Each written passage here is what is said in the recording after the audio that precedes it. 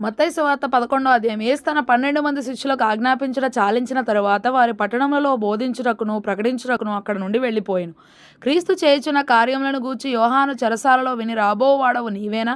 మేము మరొకని కొరకు కనిపెట్టవలనా అని ఆయనను అడుగుటకు తన శిష్యులను పంపెను. యేసు వారిని చూచి, మీరు వెళ్ళి విన్నవాడని కన్నవాడని యోహానుకు తెలుపుడి. గ్రుడ్డివారు చూపు పొందుచున్నారు, కుంటివారు నడుచుచున్నారు, కుష్ఠరోగులు శుద్ధులగుచున్నారు, చెవిటివారు వినుచున్నారు, చనిపోయిన వారు లేపబడుచున్నారు, బీదలకు సువార్త ప్రకటింపబడుచున్నది, మరియు నా విషయమై అభ్యంతర పడని వాడు ధన్యుడని ఉత్తరం ఇచ్చెను. వారు వెళ్ళిపోవచుండగా యేసు యోహానును గూర్చి జనసమూహములతో ఇలాగూ చెప్పసాగిన, మీరేమి చూచుటకు అరణ్యములోనికి వెళ్ళి తిరిగి గాలికి కదులుచున్న రెల్లునా?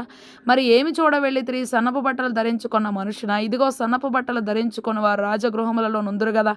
మరి ఏమి చూడ వెళ్ళి తిరిగి ప్రవక్తనా? అవును గాని ప్రవక్త కంటే గొప్పవాణ్ణని మీతో చెప్పుచున్నాను. ఇదిగో నేను నా దూతను నీకు ముందుగా పంపుచున్నాను, అతడు నీ ముందర నీ మార్గమును సిద్ధపరచును అని ఎవని గూర్చి రాయబడను అతడే ఈ యోహాను. స్త్రీలు కనిన వారిలో బాప్తిసం ఇచ్చి యోహాను కంటే గొప్పవాడు పుట్టలేదని నిశ్చయముగా మీతో చెప్పుచున్నాను. ఆయనను పరలోక రాజ్యంలో అల్పుడైన వాడు అతని కంటే గొప్పవాడు.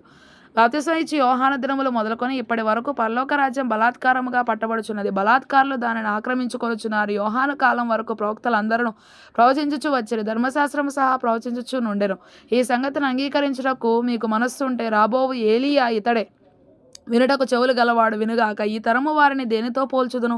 సంత వీధులలో కూర్చుని ఉండి మీకు పిల్లన గ్రోవి ఊదితిమి గాని మీరు నాట్యమాడ రైతిరి, ప్రలాపించితిమి గాని మీరు రొమ్ము కొట్టుకొన రైతిరని తమ చెలికాండతో చెప్పి పిలుపులాటలాడుకుని పిల్లకాయలను పోలి ఉన్నారు. యోహాను తినకయు త్రాగకయు వచ్చెను గనుక వీడు దయ్యం పట్టిన వాడని వారు అనుచున్నారు. మనుష్య కుమారుడు తినుచును త్రాగుచును వచ్చెను గనుక ఇదిగో వీడు తిండిబోతును మద్యపానీయు సుంకరులకును పాపులకును స్నేహితుడనని వారు అనుచున్నారు.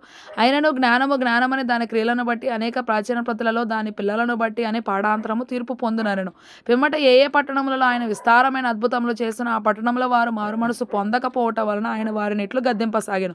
అయ్యో కొరాజీనా, అయ్యో బేత్సయిదా, మీ మధ్యను చేయబడిన అద్భుతములు తూరు సీదోను పట్టణములలో చేయబడిన ఎడల ఆ పట్టణముల వారు పూర్వమే గోనె పట్ట కట్టుకొని బూడిద వేసుకొని మారు మనసు పొంది ఉందరు. విమర్శ దినమందు మీ గతి కంటే తూరు సీదోను పట్టణముల వారి గతి ఓర్వ తగినదై ఉండునని మీతో చెప్పుచున్నాను. కపెర్నహూమ, ఆకాశం మట్టునకు హెచ్చింపబడదవా?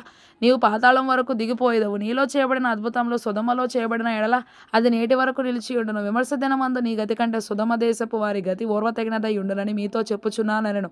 ఆ సమయమున యేసు చెప్పినదేమనగా, తండ్రి, ఆకాశమునకును భూమికి నీ ప్రభువా, నీవు జ్ఞానులకును వివేకులకును ఈ సంగతులను మరుగు చేసి పసిబాలురకు బయలుపరచినావని నిన్ను స్తుతించుచున్నాను. అవును తండ్రి, ఇలాగు చేయట నీ దృష్టికి అనుకూలమైన సమస్తము నా తండ్రి చేత నాకు అప్పగింపబడి ఉన్నది. తండ్రి గాక ఎవడనో కుమారుని ఎరుగడు, కుమారుడు గాకను కుమారుడు ఎవనికి ఆయనను బయలుపరచను ఉద్దేశించునో వాడుగాకను మరి ఎవడును తండ్రిని ఎరుగడు. ప్రయాసపడి భారం మోసుకొనుచున్న సమస్త జనులారా నా యుద్ధకు రండి, నేను మీకు విశ్రాంతి కలగజేతును. నేను సాత్వికుడను, దీన మనస్సు గలవాడను గనుక మీ మీద నా కాడి ఎత్తుకొని నా యుద్ధ నేర్చుకొనుడి, అప్పుడు మీ ప్రాణములకు విశ్రాంతి దొరకను. ఏలయనగా నా కాడి సులువుగాను నా భారము తేలికగాను ఉన్నవి.